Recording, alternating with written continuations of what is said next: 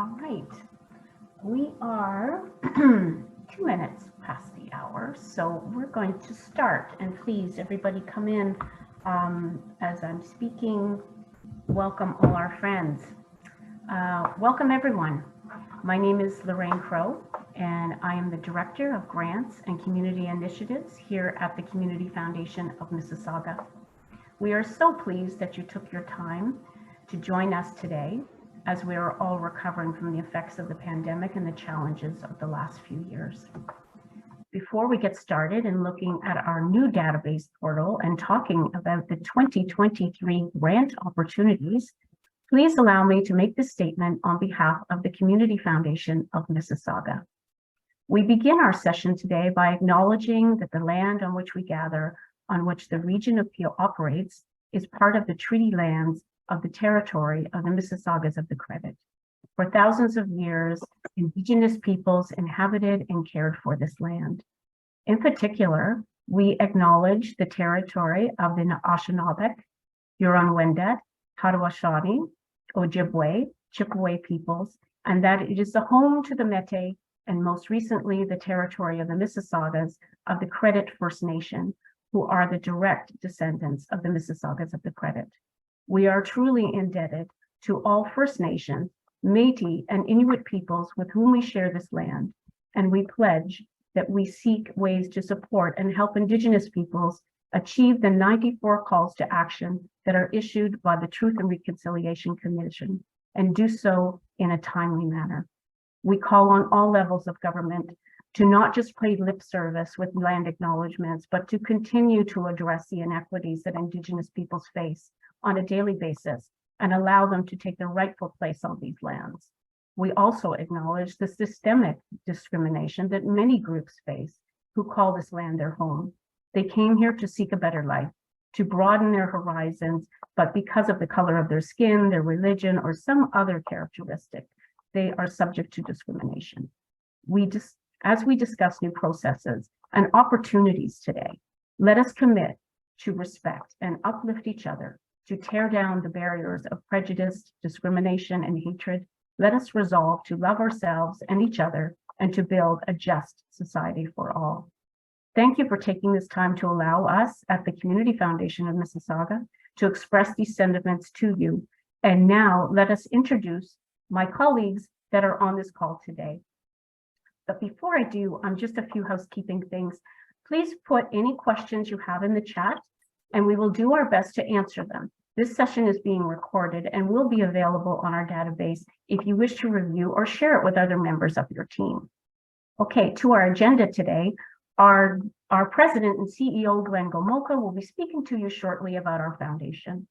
Mohsen Kamal, Coordinator of Grants and Community Initiatives, actually my right and left hands in the development of our new database, will be giving you the GLM demonstration today and talking to you about the very exciting Recovery Fund.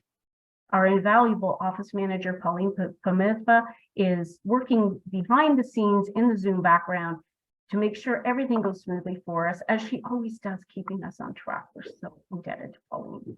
Okay, let's get started. Glenn, would you like to give us some history of the work that we have been doing at the foundation? Sure. Thank you, Lorraine. Just a thumbs up. My audio is okay? Yep. Okay, great. So good morning, everybody. My name is Glenn Gomulka. I'm the CEO here at the Community Foundation of Mississauga. It's great that everybody could be here this morning to join us. This is a really exciting initiative for the foundation. We hope that this is going to make our work much more streamlined and much more efficient. And I think it's going to be a much improved process for those of you who are applying to grants from the foundation. I think many of you know about the foundation and the work that we do, but before I turn things over to Mohsen, just a quick overview of who we are before we get started. We are part of a large and growing network of foundations across Canada. It's now over 200 community foundations across Canada that serve their local communities. We work with all levels of municipal and regional governments, as well as local leaders and grassroots charitable organizations such as yourselves. Of course, we try and understand the community in which we work, and then we use that knowledge to direct our granting to serve our community and hopefully address the most pressing needs in our community. We've been around, we just celebrated our 20th anniversary celebration this past year. So for those of you who attended, was a wonderful celebration. And over the past 20 years, we've granted $22 million to charities in Mississauga. All of those charitable applications have been done by pen and paper. And so we're super excited to talk to you today about the portal that we're going to be launching and the elimination of pen and paper grant applications and grant processes at the Community Foundation. And so with that, I'm going to turn things over to Mohsen, who's going to go through this new process for you. Actually, I think I'm going to talk a little bit about the granting streams, Glenn, before we start with the actual database demonstration. So with a summary, for those friends that are with us that have applied to granting rounds before, you'll see some of these familiar names. The Pendle Fund is back, of course. Applications will be the application will be demonstrated today by Mohsen. It's multiple focus areas. It's always been a fund that has welcomed many different focus areas, and it's the same. It gives larger grants offered between $5,000 and $30,000. The Hazel McCallion Fund for Arts, Culture, and Heritage, again, is a very similar as it has always been, again, focusing on arts, culture, and heritage, just like the name. Grants are offered up to a maximum of $10,000. The Smart and Caring Children and Youth Fund is back for children and youth grants, maximum of $3,000, and the Nova Nordisk Diabetes and Obesity Fund, with a focus on type 2 diabetes and health disparities, we offer grants up to $15,000. We will be doing another grant information session. This session today is really just to introduce you to our new portal, but we'll be doing a grant information session on Valentine's Day. I mean, who loves you more? Join us on February the 14th with the Community Foundation. We'll be doing, we'll answer specific questions on these grant funding streams on Valentine's Day at 10 o'clock. So put that in your calendar and please join us. Want to go to the next slide? Okay, now, just before I turn it over to Mohsen, again, as Glenn said, we're very excited about this, about our database, because we're now in the 20th century. The pen and paper is going to be gone. So Mohsen will talk to you about designing your own profile in the web portal, which is going to be a real time saver for you and for us. Okay, Mohsen, would you like to give our friends a peek at our new database portal? Sure, thanks a lot, Lorraine. Welcome everyone, and thanks for the kind words earlier as well, Lorraine. And I'm really happy that so many organizations are able to join us today for this information session. So for those applicants who have applied to our grants in the past, we'll remember that we had a PDF-based application system. You had to download the PDF application from our website and submit all the required documents as email attachments. And sometimes organizations would forget to attach certain documents, which can happen. So we had to email them again. And then also, so the application process was a bit manual and inefficient. And when grants were approved, it took time to coordinate the financial documents for payment and follow-up forms like the grant agreement and grant reports.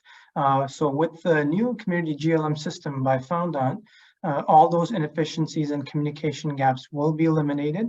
The advantages are plenty, but some of the broader ones are mentioned here, including the elimination of the need to send documents over email. All processes and communications are centralized in the community GLM portal, and the system provides automatic deadline reminders via email. So we're hoping the new system will provide a seamless process for applicants. So moving on to the features of Community GLM, I'll not talk about the features in detail, as I will be giving you a demonstration of the database shortly, but some of the nice features include the ability to edit the contact information for applicants and their account. So things like names, addresses, emails, etc. Before, organizations had to let us know if there was a contact change at their organization, and we had to manually update it on our Razor's Edge records. So this is a big plus, as you can update that information in your own accounts. And I will clarify during the demonstration which things you can and cannot edit in your account profiles, okay? Another helpful feature is the summary, is that the summary of all of our competitive grants it will be readily available in the application dashboard. You will also be able to download a PDF list of questions, which I will show in the demo. An inbuilt grant overview and terms document, and also an inbuilt partnership confirmation agreement form will allow for information to be accessed directly in the application. So for our grant applicants who might remember our grant applications from previous years, you had to go on our website for these items, but now you can access them directly in the grant application. And lastly, there's also a great Collaborate feature, which will allow you to invite others to edit the application or provide e-signatures for certain forms like grant agreements and grant reports. But that's for later. We're just going to show you the application side today. Okay. And also just a quick note, if I'm going too fast and if you need me to repeat anything, please feel free to share that in the chat section as well. Okay. So moving on to the account creation steps. So this is how the login page for the Community GLM application portal looks like. Just a note about the background here. So just ignore the word sandbox in the background and the rectangle login box. That is just because the website is in testing or beta stage. Once the website goes live, you will not see that in the background. And also please keep in mind that all applicants, whether you have applied for before with us or if you're a new applicant, everyone has to create a new account to get registered on the new system. So keep that in mind. And I will just show you the account creation process in the following slides. I won't do it on the website to save time. So of course, to create an account, you will click Create New Account next to the login button.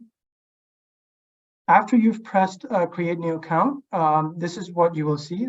This page asks for the organization information. It's pretty straightforward, the same information that we always require. Once you've filled out the organization information, the next section is the applicant info, which you're seeing right now.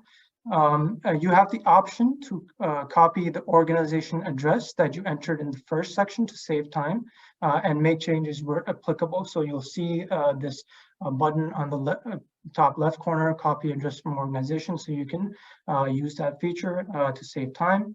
And just to clarify, a small thing regarding the section, we realized that a lot of times people who are working on the application, they might be the grants coordinator or the development officer at the respective organization. They might not necessarily be the senior staff person at their organization. So just keep in mind that there will be another section for providing additional information of the senior contact, and that will just be in the following slides. So once you've filled out the applicant information, there will be a question asking if you're the senior staff contact at your organization. There's also an explanation of what we mean by senior staff, and it's really an employee with signing authority at your organization. So you'll go ahead and answer yes or no. Once you've answered the yes or no question, this is where you can put in the information of the senior staff contact. And it's especially helpful if the senior staff's work location is different than the applicant's office. So let's say if they're working at a regional office or a head office. So it would be helpful to for us to capture all that, like who's submitting the application, are they the senior contact? And if not, then the applicant puts in the additional information of the senior contact in this section. Once you're done with that, you're going to hit next. The last section in the account creation process is formulating a password and confirming it. As you will see in the screenshot here, there's a note about the password, about how long it has to be, and if it should contain special characters. So just pay attention to that when creating the password.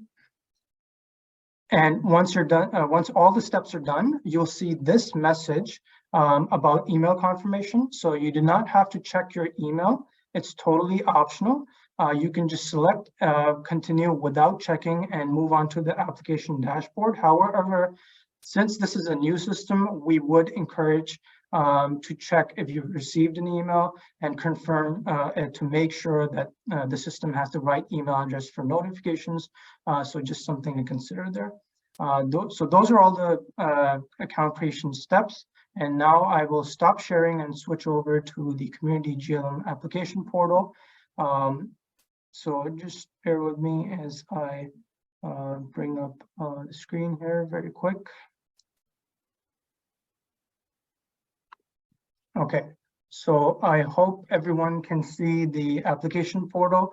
So this is how the applicant dashboard looks like once you've created an account.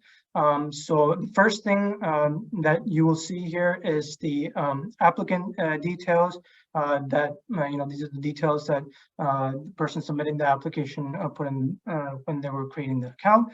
So you have, there's a note here as well. If your organization information does not appear correct, please click the edit or pencil icon. So you can click the pencil icon if you want to edit the applicant information. You can do that, and then we'll just go back here. And then also another thing that's neat here is the contact email history. So when you click here, you'll be able to see a history of all the emails that the system has sent to the applicant. Right, so sometimes it happens like when we talk to applicants about, hey, we sent you an email, but they say that we missed it. But you can always refer back to the contact email history to see, when an email was sent from the application system. And you can also edit the organization information as well by clicking the pencil button again. Now, just a quick note here. That you can edit the contact information here. So like the, the address, postal code and all that, the telephone number, organization email. The two things that you cannot edit is the organization name and the charitable registration number. So if changes are required to those two items, then you need to email the foundation, and we will put it that information in the backend. Okay, so just keep that in mind. There's two pieces of information: the organization name and the registered charitable number, charitable registration number. Those are two things that you cannot edit in the organization information. The other things that you'll see here is the active requests tab. So this has any application that you're working on will be listed here. And then the historical request tab. So any prior applications that you've either submitted or abandoned, they will be listed here. And of course, this is just a test account, and you'll see all these abandoned applications. I was just running some tests. So that's why it says abandoned. But if you have submitted an application, obviously it will say submitted here. Okay, so that's the applicant dashboard. So now if you want to go ahead and apply, you're going to click on the apply button here. And this is the apply page. So this is where you'll all see all of our grant applications. And as you can see, we have the different grant streams here. Let's say if you want to find a specific application, you can always use the quick search button as well. So that's a neat feature. And what we've done here is we've provided a summary of all of our grants. So things like the funding amount and the focus areas, and just a little note about the basic eligibility criteria, which is you have to be a registered charity, and also the deadline. So those summaries are available for the application. And also what you can do is you can preview the form as well. So you can click preview, and you'll be able to see the entire application here. And another option is that you can download a PDF list of the questions. So when you click the question list, this is what you will see. You can download the PDF document as well. So that's a really neat feature. I'll just go back to the apply page here. Yeah, so again, you can see all the summaries here. You can see the acceptance dates as well when the application opens. And this is the application that I'm going to be providing a demo on today, the Pendle Fund application. This is our biggest application, so you'll see the focus areas and all that. So when you want to apply, you can select, click apply. And this is the like the main application page. Sorry, just give me a sec. All right, so this is the application page for the Pendle Fund application, and for the other applications as well. For example, the Nova Nordisk or the children's application. This is how the application would look like as well, the format rather, the layout. So you can also edit the applicant details information here using the pencil button, and also the organization information. And then when you click the request tab will really have the status. So if you start an application, if you save it and come back to work on it, it will have the status of the application, that it's in draft mode, and when was it last modified, and when you've submitted it, it will tell you the initial submission date as well. And you'll see a bunch of stuff here. So I'll just start off with the collaborate option here. So this is a really neat feature. What you can do is you can use this feature to invite others to edit the application. So you can put in your email, their email address there. And then you can give them certain permissions, like, if you just want them to view the organization, or the application, or if you want them to edit the application, they can do that as well. And then once you send them a message, once they receive an email, their email address serves as the default username, and they just create a password, and they are logged into the system, so they can, other people from your organization can edit the application as well as a collaborator.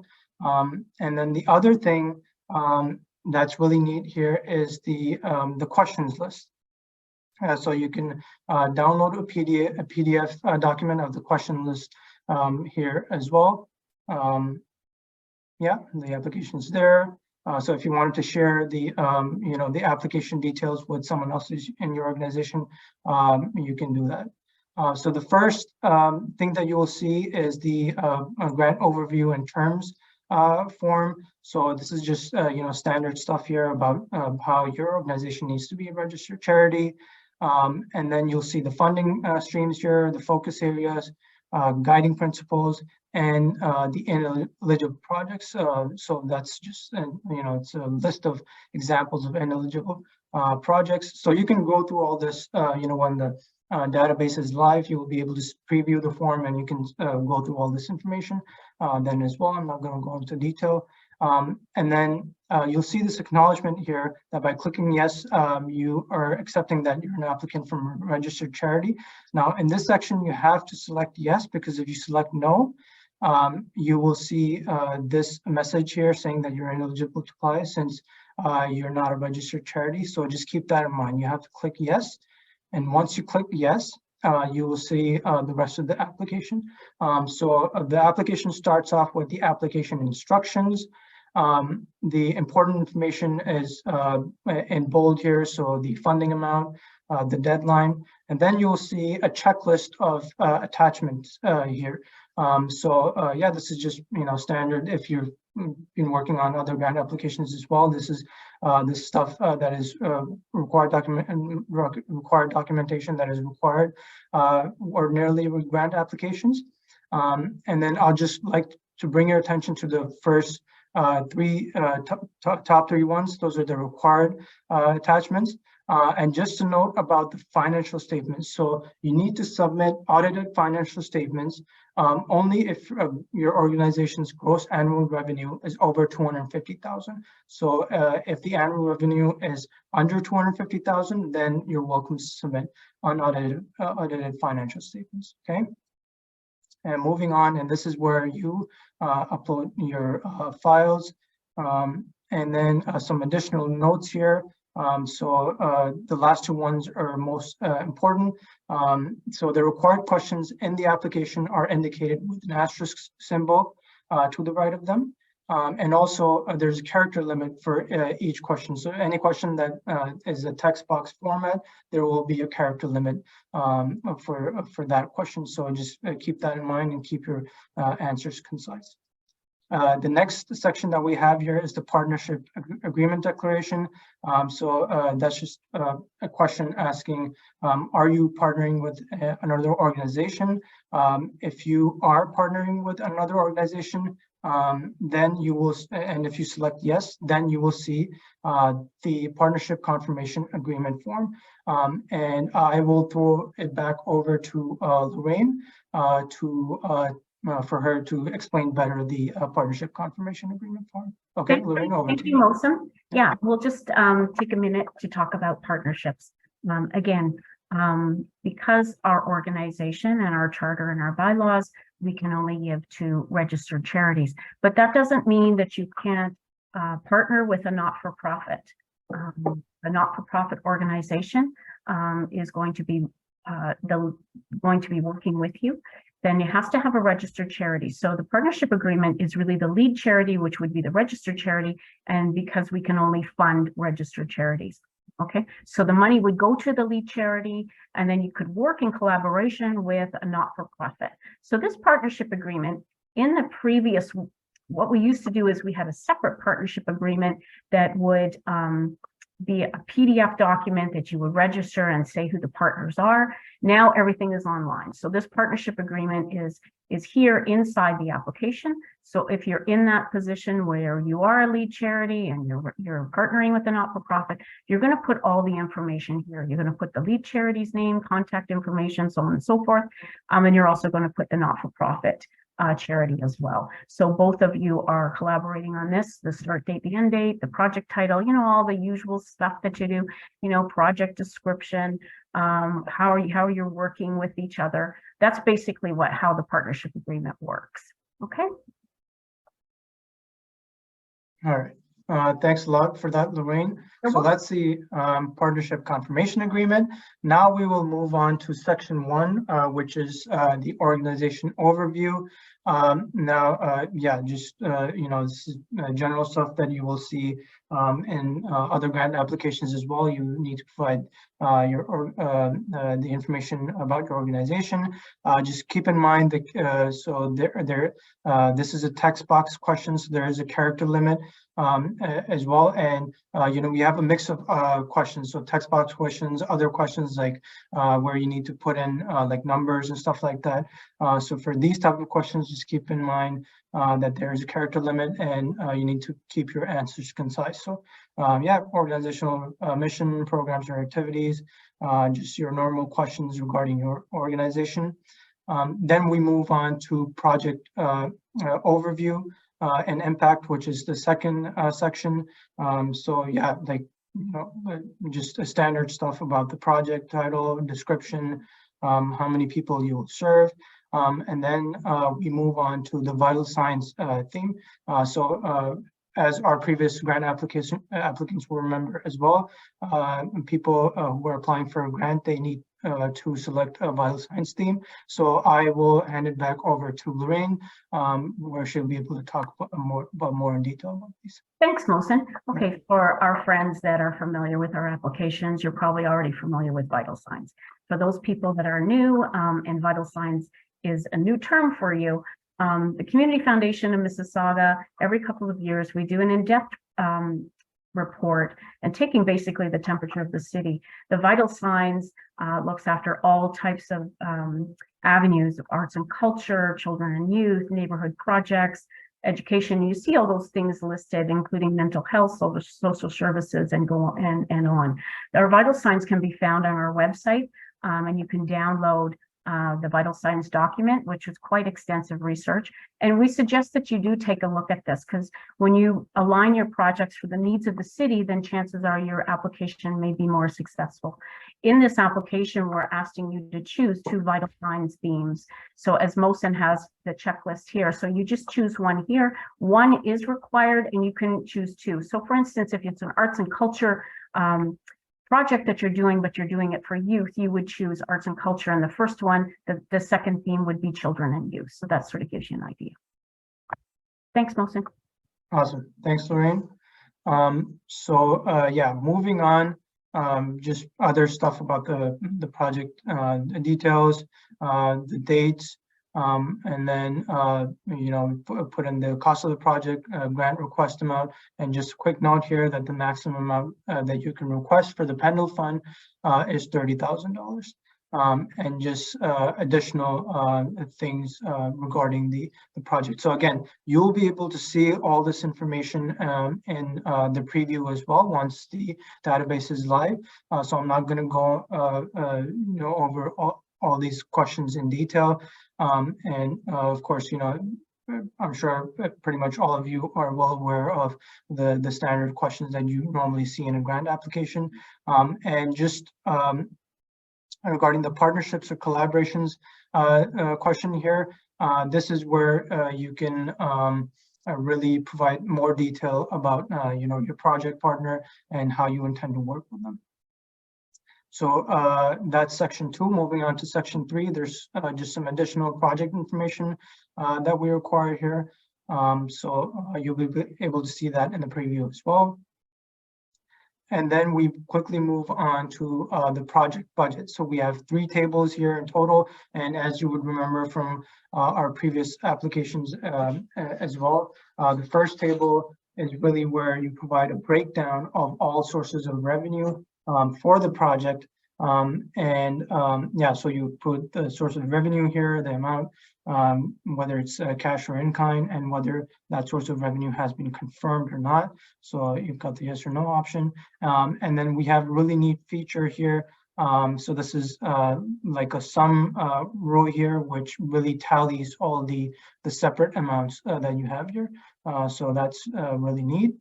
And then the second table is really where you provide a breakdown of your expenses for the entire project, right? So same concept, you put the item here, amount, and then the total row here, it really tallies the amount, the individual amounts. And then the third table here is where you provide a breakdown of how you will utilize funds from the Pendle grant. So, this is really where you provide a breakdown of how you will utilize the money from the grant. Yeah, pretty straightforward. And then we move on to the last section, which is how did you hear about our granting opportunity? We're just trying to get some feedback on where you were able to learn about our grants. So there's a bunch of options there that you can select.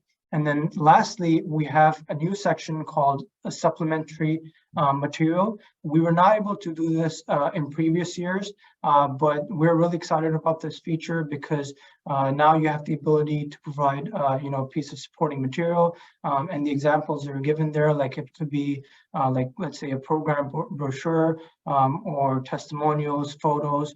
So we really highly encourage all applicants to make use of this feature. Okay. And yeah, that's the last part of the application. And also just to reiterate, so once you start an application and you want to come back and continue working on the application, please save the draft application because that's important. We don't want you to lose any of your responses. Now, the system does automatically save your responses, but that should only be a backup, right? You should never close like the draft. If you intend to come back and work on the application, you should always save the application so you're able to retain your responses. But just so you know, the auto save feature is there as well as a backup. Yeah, and that's pretty much it. And once you're done with the application, you just submit the application. So yeah, I just quickly went through over the application as well. So now what I'm going to do is I'm going to switch over to the presentation. We're gonna field questions very shortly. I'm just going to share my screen again. And then Lorraine is going to talk about some of the important dates.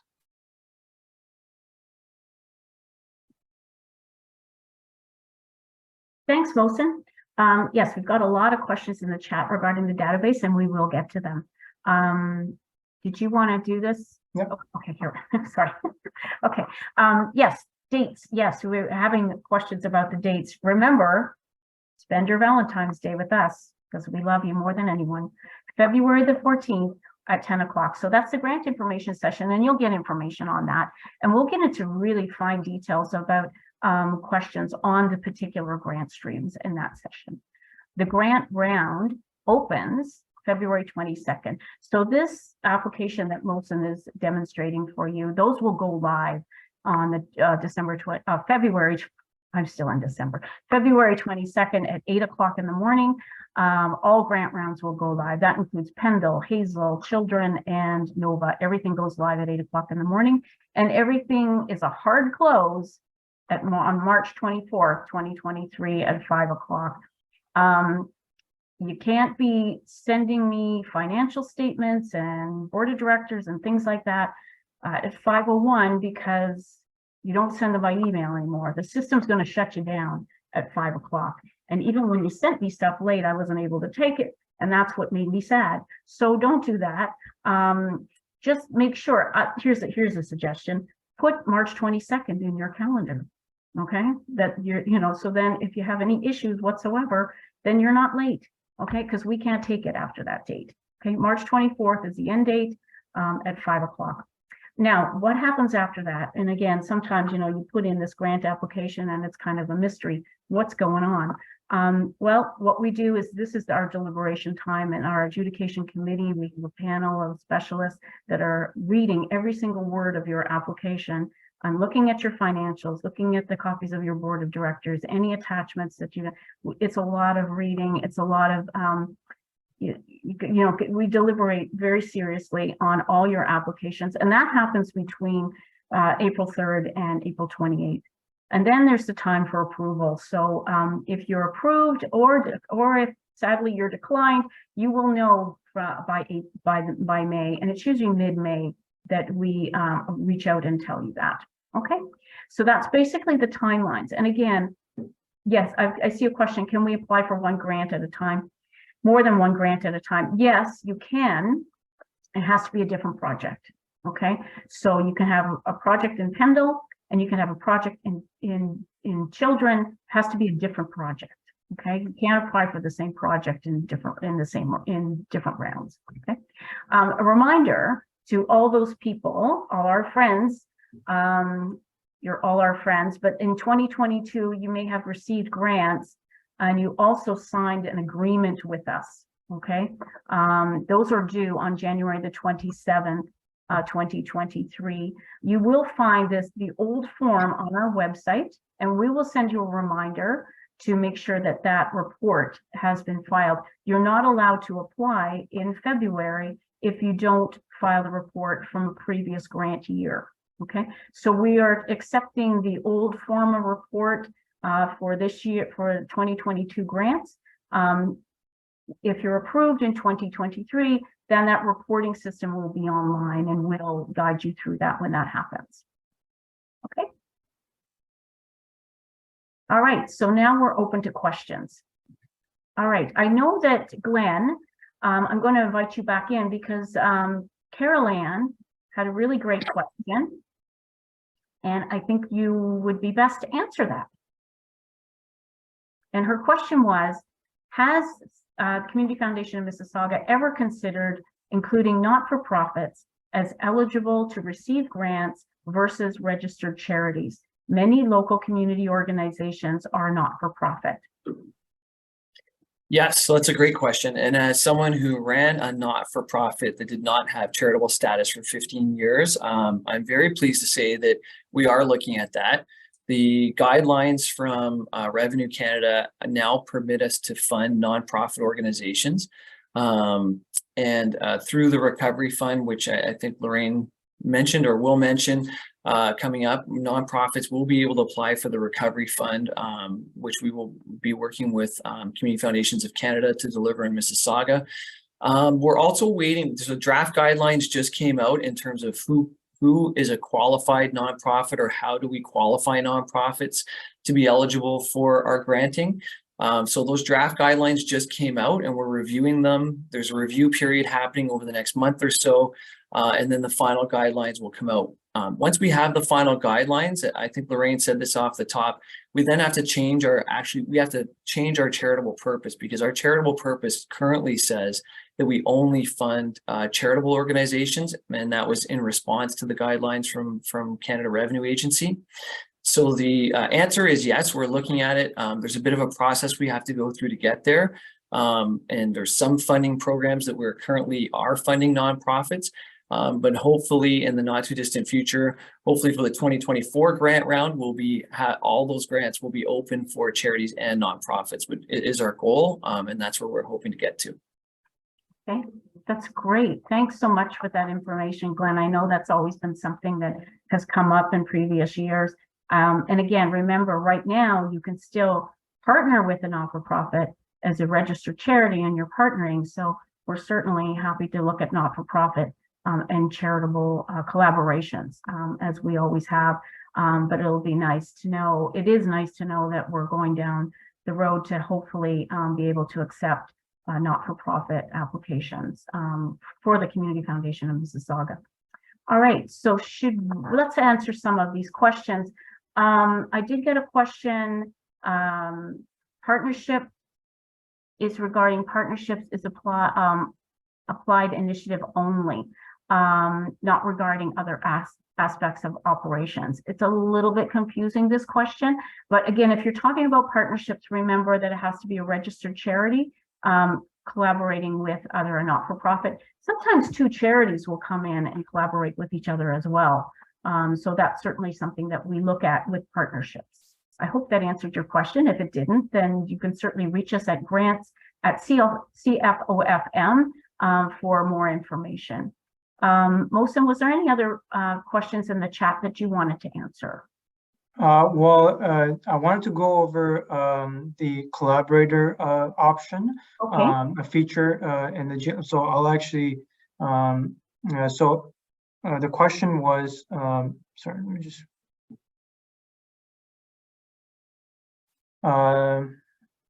There was a individual that wanted another demonstration of how Collaborator button works. Yeah, so basically the question was, sharing to a collaborator automatically gives them a login and password. So again, when you send them an email, when they receive the email, their email address serves as the automatic, the default username.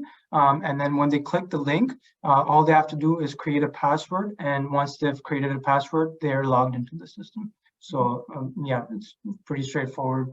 Mohsen, am I understanding that the Collaborator would be attached to that project only? They wouldn't Yes. be able to collaborate on other projects. That's right? Yeah. So you can only invite a collaborator to edit a specific application, and it can be across other applications. Yeah.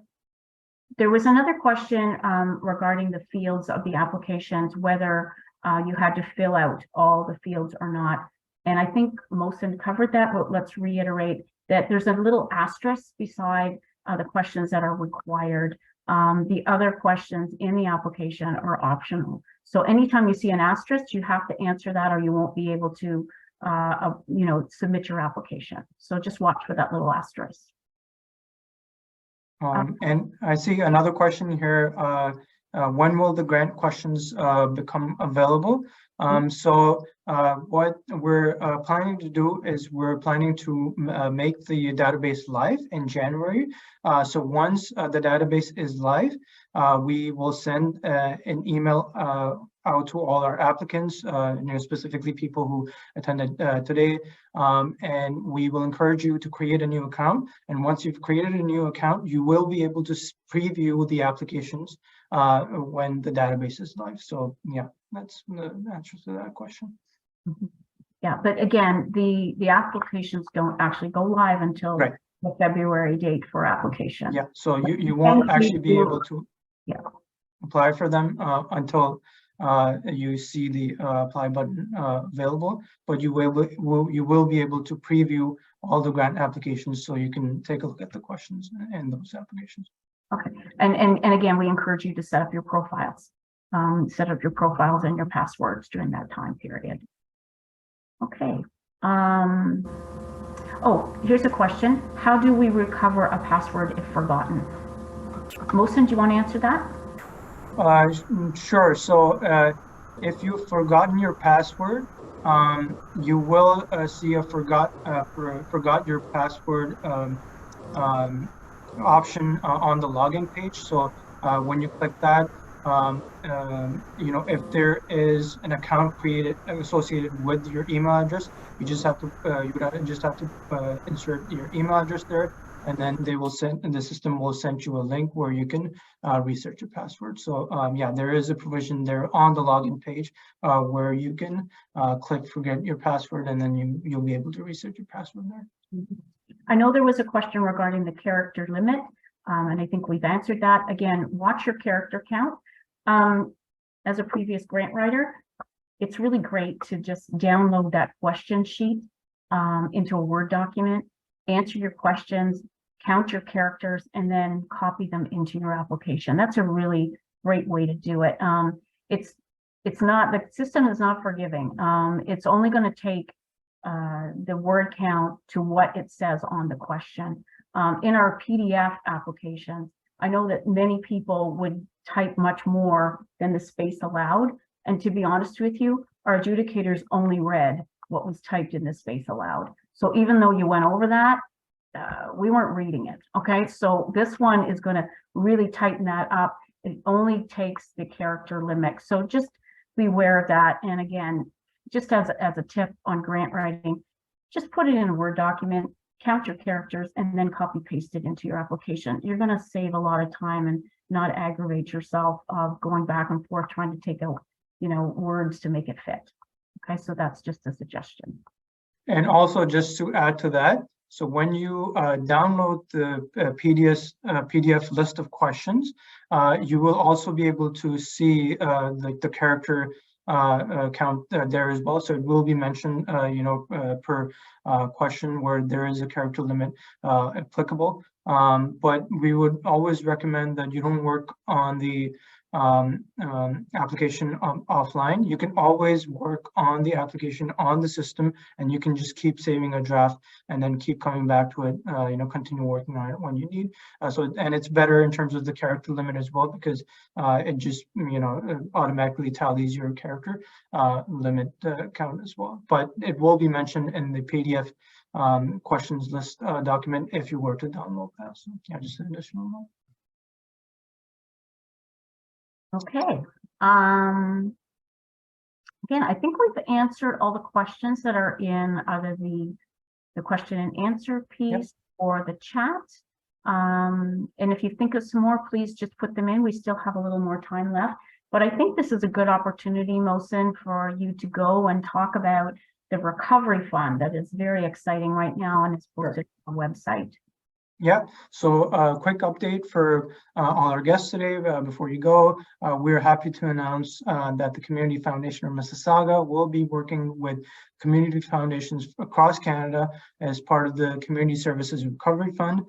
This initiative is a $400 million investment from the federal government to support community service organizations, including nonprofits, Indigenous governing bodies, and registered charities located in Canada. The fund responds to what charities and nonprofits need right now and supports organizations as they adapt to the long-term impacts of the pandemic. The community service organizations are welcome to apply from January 6th until February 21st, 2023. So in the chat, Pauline will be putting up some links there. So you'll find the links to the Recovery Fund website, where you can find resources for applicants and information on upcoming webinars. And one of those webinars is the How to Apply webinar on January 12th. And the link will also be in the chat. So please bookmark those links and make sure to save these events on your calendars. Great. Okay, so just going back to the questions, we can take maybe like a minute if people have some additional questions here. Doesn't seem like it. And I think we answered all the questions that were in the Q&A box. Yeah. Okay. This recording is live, and also we will be putting it on our website, so you can go back and refer to all the different details of what we talked about today. I know it's a lot of information. Well, I think that would be a good time to end it, unless we have any other questions. We don't. So yeah, thank you very much for joining us today for a demonstration of our new grants database. We will be sending you an email once the database is live. Just a quick note that, yeah, again, the recording of this webinar will be posted on our website. And Glenn and Lorraine, would you like to add anything else before we let everyone go? No, I just want to say happy holidays to everyone. And certainly we exist because there's some great organizations out there applying for grants. So we certainly thank you from the bottom of our hearts for all the fine work that you're doing in our community. Yes, I'd like to reiterate that as well. Happy holidays to everybody. And I would like to say thank you to Lorraine and Mosen for all the work you've done in launching the new system. I think all of our charitable partners are really going to appreciate it. And I know from our end, we're going to appreciate it as well. So thank you very much for all of your work. And I wish everybody a great rest of your day. Thank you. Bye.